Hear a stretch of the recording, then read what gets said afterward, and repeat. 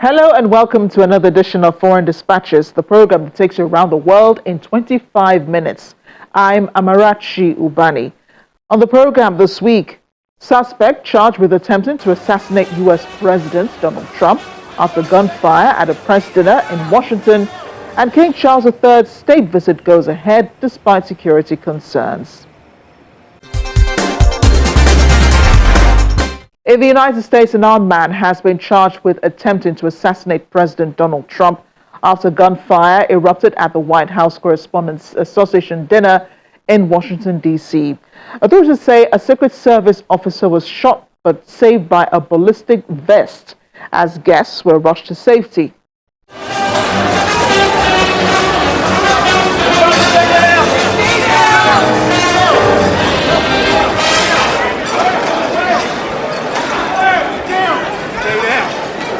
Panic and confusion at one of Washington's best-known annual gatherings, the White House Correspondents' Association dinner at the Washington Hilton.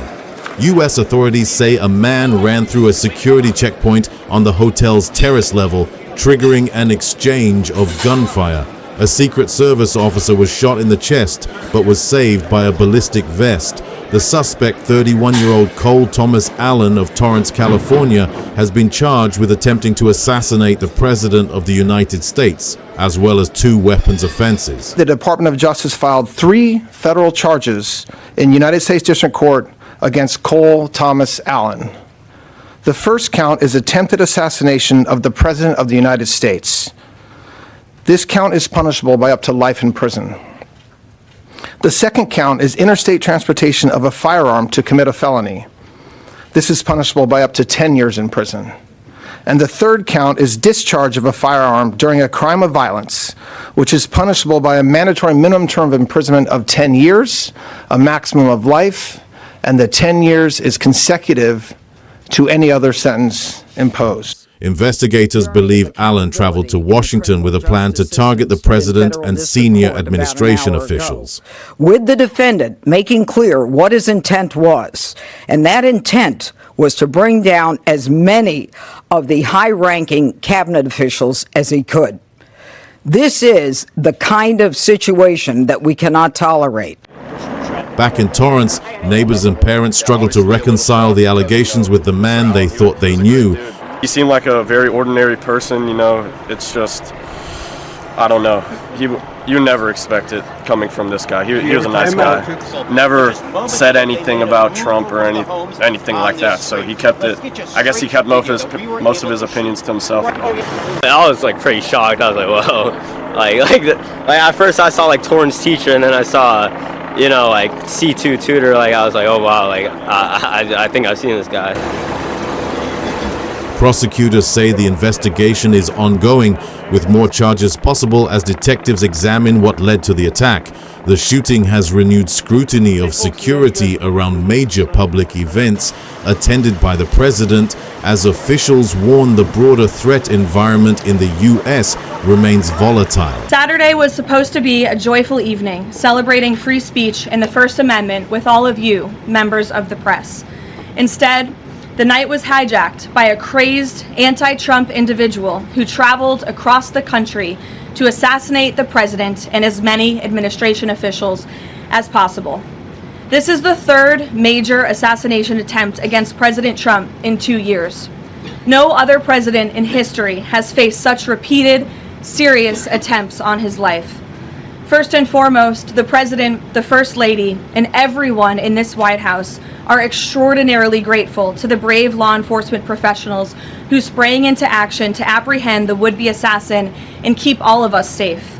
As U.S. investigators look into the 3rd alleged assassination attempt against Donald Trump, security officials are reviewing the president's protection protocols. Many have questioned whether the security perimeter at the Washington Hilton was strong enough, why attendees were not asked to show ID at the event, and why the president, vice president, and others in the line of succession were all gathered in one place.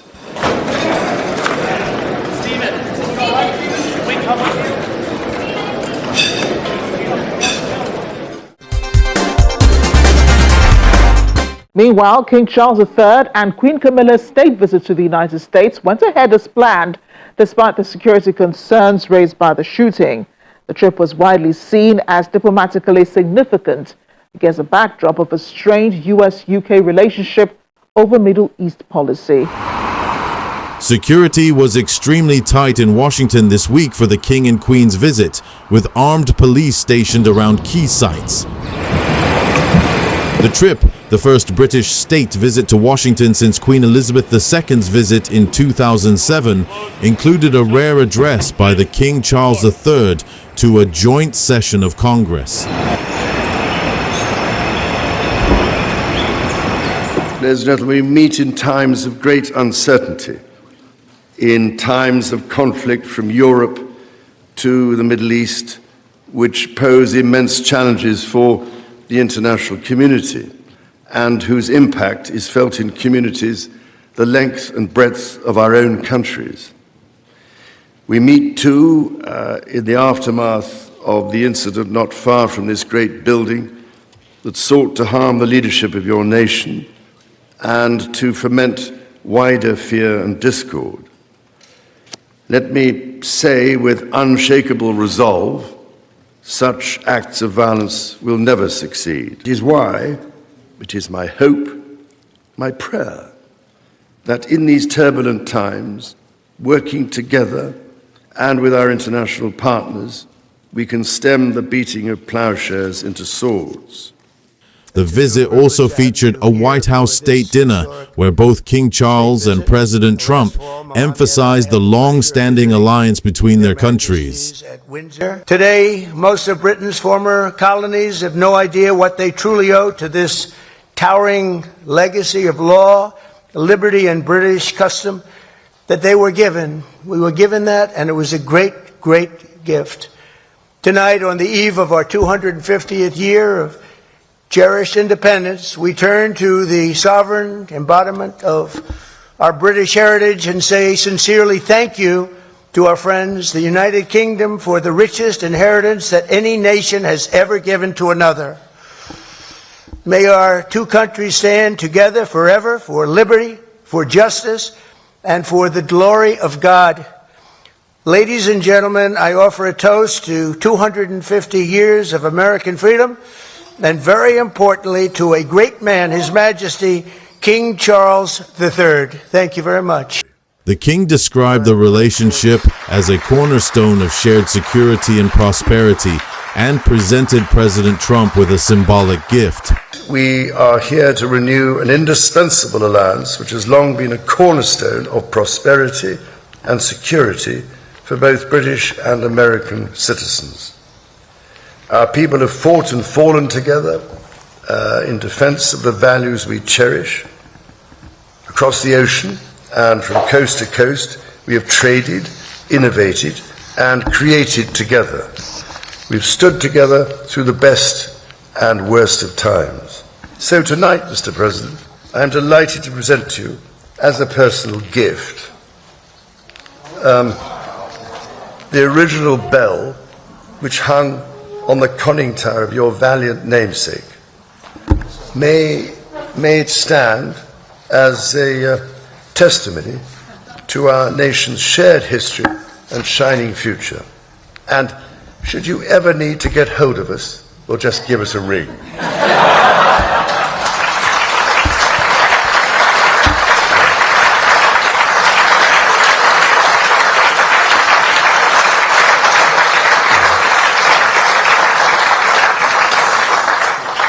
For 250 years, the ingenuity and imagination of the people of the United States have been an inspiration to the world.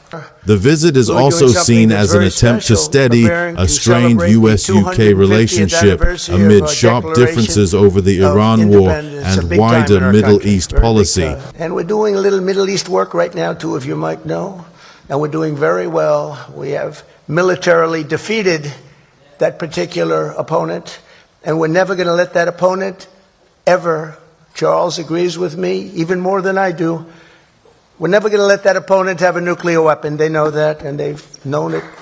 Ours is a treasured friendship, an eternal bond, and a true story of extraordinary heroism and skill. A lot of skill, tremendous skill. History has known no more powerful force than the combination of American patriotism and British pride. The British Empire that began here in America certainly did not end here. In March, President Trump warned Britain that the United States would no longer step in to support it after Prime Minister Keir Starmer declined to deploy forces, saying it was not the UK's war. To other stories now. As wider regional crisis pull attention elsewhere, doctors in Gaza City are warning of a growing public health threat in displacement camps, with rats and insects spreading through garbage and sewage, and more children arriving at hospital with bites that can lead to dangerous infections. In a camp in Gaza City, piles of garbage and stagnant sewage water have become breeding grounds for rats. Displaced families say the infestation is spreading quickly and they are trying to fight it with basic tools in an environment where sanitation systems have collapsed. We are plagued by rats. We live among rubbish, and recently a rat jumped onto my face and onto the face of my 2-year-old grandson, which caused us extreme fear.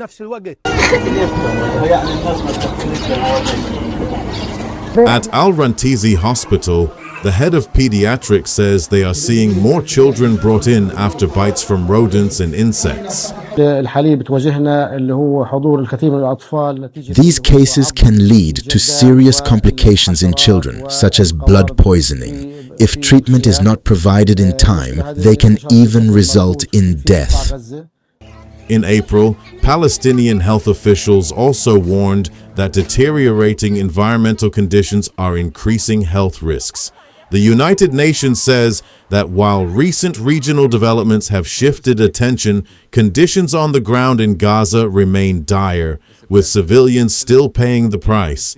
The situation in Gaza and West Bank, including East Jerusalem, is steadily worsening. Civilians continue to bear the brunt of the ongoing violence. According to the Ministry of Health in Gaza, since the ceasefire began, approximately 800 Palestinians, including more than 200 children, and 7 humanitarian personnel have been killed as a result of Israeli strikes, shelling, and gunfire.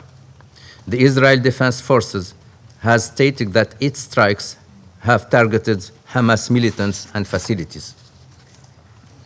Meanwhile, the humanitarian needs on the ground remain overwhelming. Some 1.8 million people, nearly the entire population of Gaza, are displaced and living in IDP camps and are dependent on aid amid ongoing hostilities, devastated infrastructure, and rising public health risks. Palestinian officials say that Gaza's recovery must be tied to reunification under the Palestinian Authority and full withdrawal, while Israel's UN ambassador says Israel prefers diplomacy but is ready to act to address threats on multiple fronts. As we embark on phase 2 of the ceasefire, we reiterate our vision of one state, one government, one law, and one gun, and the need for full Israeli withdrawal from the Gaza Strip.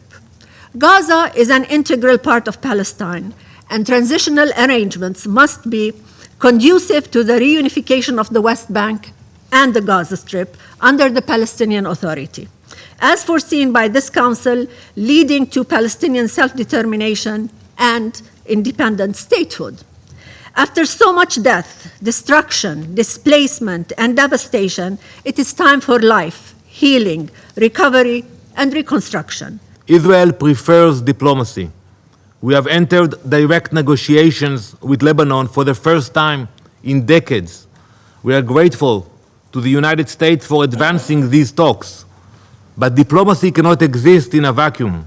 While we negotiate, Hezbollah continues to fire at our civilians. As long as that continues, Israel will act to defend its people, facing a coordinated terrorist threat on multiple fronts. The threat is real, it is immediate, it is existential. We will continue to act to protect our people and defend our state. In January, U.S. Middle East envoy Steve Witkoff announced the launch of the second phase of Donald Trump's 20-point plan to end the conflict in Gaza, which includes moving from a ceasefire to disarmament, forming a technocratic administration and beginning reconstruction. When Foreign Dispatches returns in just a moment, we head to Berlin, where cherry blossoms are drawing crowds along the city's former dividing line. Please stay with us. Thanks for staying with us. Mali's capital, Bamako, is on edge after a series of coordinated attacks hit the city and other strategic locations across the country. Officials say the situation is now under control, but residents say the violence is shaking daily life.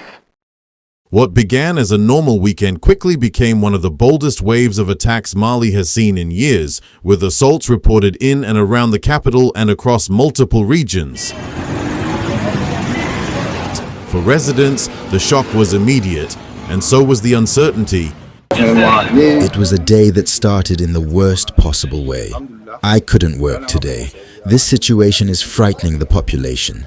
We don't know what will happen next. Others say they have learned to live with instability, but that doesn't make it easier. I spent the day in panic, but thank God the mobilization of the defense forces reassured us. Mali's government says armed groups carried out simultaneous, coordinated attacks, including near Bamako's airport and the key garrison town of Kati, where the army's main base is located. In a televised statement, the government confirmed a major blow. Defense Minister Sadio Kamara was killed after a vehicle packed with explosives rammed into his residence in Kati, in what officials described as a suicide attack. Our struggle for honor and dignity is non-negotiable. We will pursue it until the total eradication of terrorism. The government has not released a full death toll, but it declared national mourning and vowed to pursue those behind the attacks. Armed groups linked to Al-Qaeda, alongside a Tuareg separatist alliance, have claimed responsibility for the coordinated operation.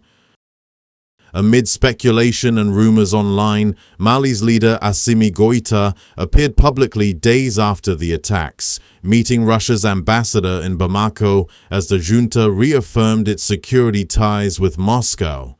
The United Nations says civilians must be protected and warns that worsening insecurity risks deepening humanitarian needs across the country. Aid operations were already facing challenges arising from insecurity, fuel shortages, and disease outbreaks. The response is also critically underfunded, with $578 million of humanitarian needs and response plan only 13% funded, meaning $76 million is in the bank. Mali has faced years of conflict driven by jihadist violence and separatist insurgencies, despite successive security campaigns and shifting international alliances.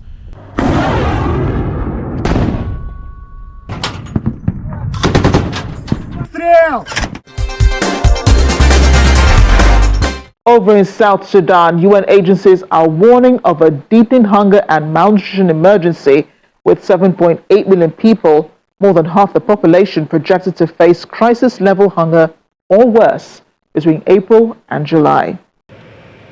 South Sudan is predicted to be entering one of its most dangerous lean seasons in years. Between April and July, 7.8 million people are projected to face acute food insecurity, 56% of the population. The latest report highlights that 7.8 million people are food insecure, acutely food insecure, at a higher level of acute food insecurity. The IPC analysis says 73,300 people are facing catastrophe, the most severe level of hunger. 2.5 million are in emergency and 5.3 million in crisis. Aid agencies say the drivers are compounding, escalating conflict, mass displacement, economic decline, climate shocks and flooding, and below-capacity agricultural production. In Jonglei alone, nearly 300,000 people have been displaced, leaving communities isolated and harder to reach. The internal conflict within South Sudan have affected the functionality of the markets, and they've pushed prices to a level where an average household would not be able to buy food that is sufficient for their well-being. The World Food Programme says access denials and insecurity are making it harder to reach people who need help most. There's a deepening hunger and malnutrition crisis in South Sudan. 7.8 million people are unable to find enough food to eat during the lean season. The World Food Programme is doing everything possible to reach the most vulnerable communities. But conflict and access denials are making it increasingly challenging. For families caught in the violence, the hunger crisis is inseparable from displacement. Nyakama fled her home as fighting erupted. Heavily pregnant, she gave birth while running for safety. I gave birth on the way. I delivered the babies and had to keep moving. There was nothing to cover them. Our clothes were burned. We only have the clothes we were wearing that day.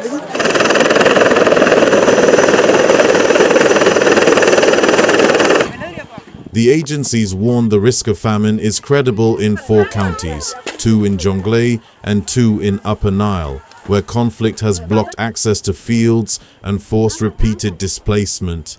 And the pressure is being worsened by rising costs. The economic factor has also been a significant one as a result of the malfunctioning of markets due to also the conflict and the inaccessibility of some of the areas internally within the country, but also the effect of the situation within Middle East that has pushed prices, for instance, for fuel to double the price in some markets. For children, the emergency is deepening fast. 2.2 million children under 5 are now acutely malnourished, and about 700,000 are expected to face severe acute malnutrition through July, the deadliest form. 1.2 million pregnant and breastfeeding women are also acutely malnourished, putting mothers and infants at heightened risk. This conflict is hitting women and children the hardest, and even we can see that in the extreme high rates of malnutrition. These children are the future of the country, but without urgent support, the future is at risk. In areas cut off by conflict, air operations are often the only option, but they come at a steep cost.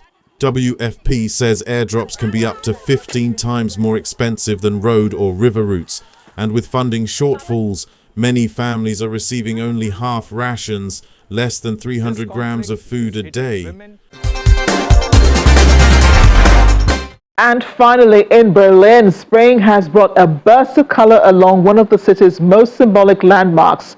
Hundreds of residents and visitors have gathered near the Berlin Wall Trail to catch the cherry blossoms at peak bloom. Let's take a look.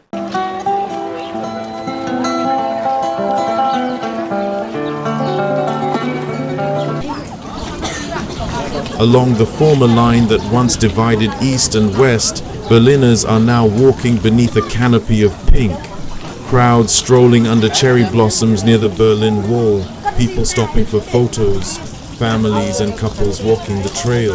I mean, this is my first time that I'm coming here, and it's really wonderful to see all the trees in full bloom. It's close to the city center, and it's very accessible for all the people to come and see the trees, because some other locations in Berlin, they are a little far away, but this one is quite close to everyone in the center, and it's very lovely to see the trees here. The blossoms here are more than a pretty backdrop.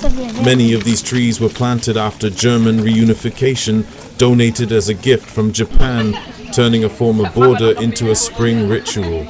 Really in a good mood because it's just at its peak, and in the past I never saw so many blossoms at its peak.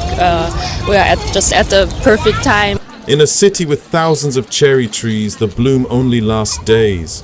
That fleeting window is part of the appeal, drawing people back year after year to catch it before it fades.